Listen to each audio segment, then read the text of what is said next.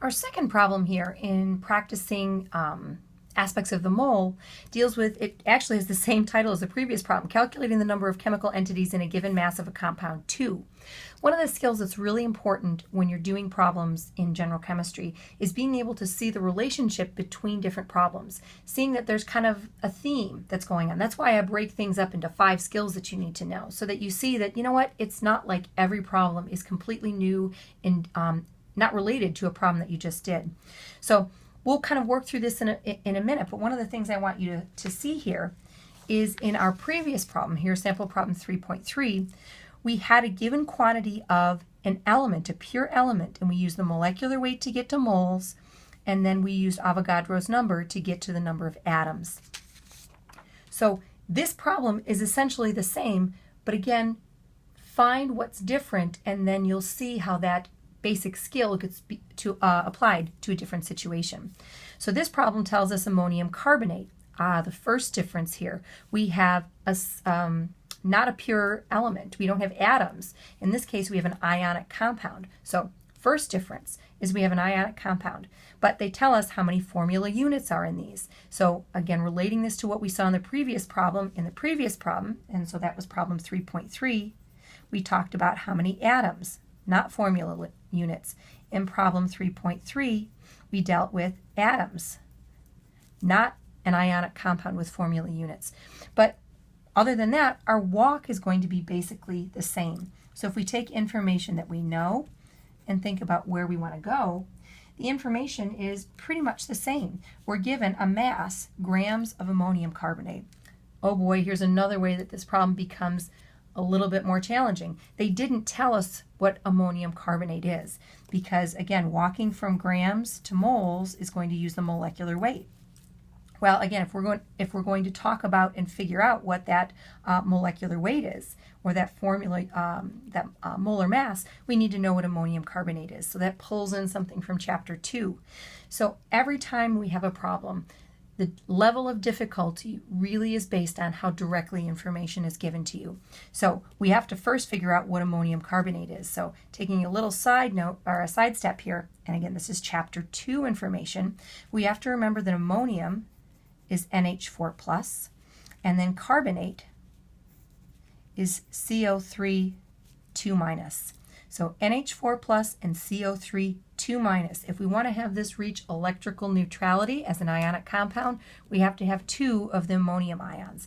So again, NH4, 2, CO3. So if this is something that, wow, I have no idea, Dr. Parenti, how you did that, you're going to need to go back to the chapter 2 problems on naming compounds and practice those first. But again, now that we know this is what ammonium carbonate is, we have 41.6 grams of that. Again, just like the previous problem, we can use the molar mass or molecular weight. In this case, we're going to just calculate it using these numbers of atoms from the periodic table. And then we're going to walk from moles to what we want to know is how many formula units. So how many formula units. And don't worry, again, formula units, this isn't really a different problem. Formula units is really the same thing as saying molecules if we have an ionic compound. So our previous problem, it was the number of atoms. If it's an ionic compound, it's the number of formula units. If it's a covalent compound, it's the number of molecules. So all ways that we can use Avogadro's number that differ whether we're talking about a pure substance, which we'll talk about atoms. If we're talking about ionic compounds, it's formula units. If it's covalent compounds, it's molecules. So again, just ways that we can make these problems a little bit different, but it's really not mathematically and conceptually a different problem. Okay, so this is again the same walk that they've already kind of figured out for us here. So this is how we're going to solve A. We'll get to B in a second in terms of how many oxygen atoms are there in this sample. But let's go ahead and execute our roadmap here. So again, we've got 41.6 grams of ammonium carbonate. We need to convert that into moles. So again, we're going to use the molar mass. Molar mass is 96.09 grams, NH42, CO3. And to remind ourselves where we get this information, this is the molar mass that we get from the periodic table. And again, if this is something that is a little bit foreign to you, you want to go back to chapter 2 and review how to figure that out. So 1 mole of ammonium carbonate has this many grams. And then again, walking between moles and formula units, 1 mole of NH4,2CO3 is 6.022 times 10 to the 23rd formula units of NH4,2CO3. And I know it's really tedious to keep writing down all of this, but remember in the last problem I reminded you, you usually want to have 3 things with every quantity. Quantities will almost always have a value, a unit, and in this case, an identifier. So again, we'll always have a value and a unit, but it's important sometimes to have kind of a qualifying identifier. Who is this quantity for? In this case, this quantity is for ammonium carbonate. Mathematically, we get 2.61 times 10 to the 23rd formula units. Again, 3 significant figures here, 3 significant figures in our answer. So this is for part A. So for part B, this is how many formula units.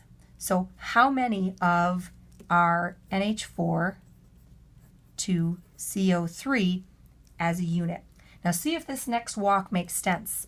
If we're talking about having 1 formula unit, does it make sense that it's going to have 3 oxygen atoms in it? 1 formula unit is going to have 2 nitrogens. It's going to have 8 hydrogens and 1 carbon. So let's just write that down so that makes sense to everybody.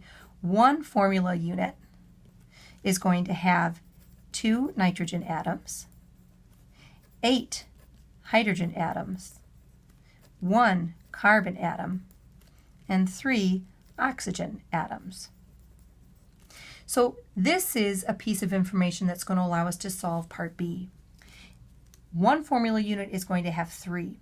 So if we have a large number of formula units, we basically need to multiply it by 3. We need to scale it up. So what we do in terms of a unit conversion is what we have here.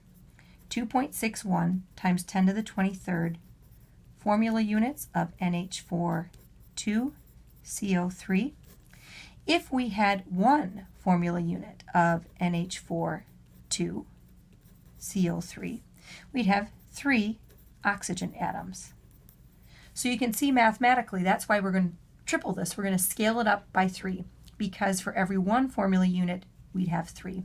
So mathematically this works out to 7.83 times 10 to the 23rd atoms of oxygen. So again, important to see how this problem was very similar to what we did in 3.3, but what makes it different is we had to first figure out who this guy was, reviewing chapter 2 information. Realizing we have an ionic compound, we're going to be talking about formula units, not atoms. But we're going to use a lot of the same pieces of information. We're going to use Avogadro's number, and we're going to use a molar mass. Just a little side note too, I may interchange the terms molar mass and molecular weight. I'm referring to the same thing.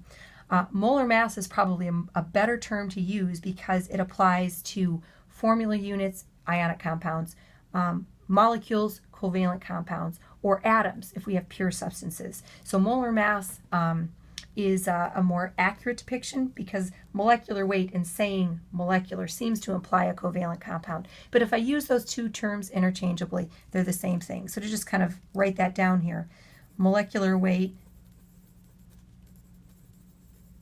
and molar mass refer to the same quantity, just in case I happen to interchange those terms.